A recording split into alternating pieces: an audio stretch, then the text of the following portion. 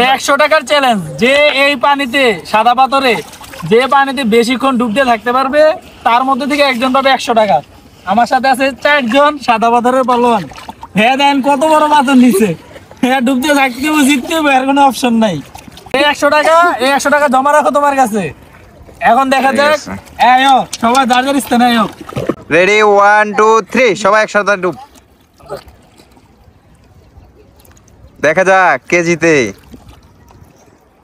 5 জন ডুব দিয়েছে। শেষ বাদ। বাদ শেষ। 2 জন 3 জন শেষ। 4 জন লাস্ট কে? এই যে লাস্ট বিজয় হয়ে গেছে। এদিকে আসো, এদিকে আসো, এদিকে আসো। তোমার নাম কি? হ্যাঁ হুসাইন।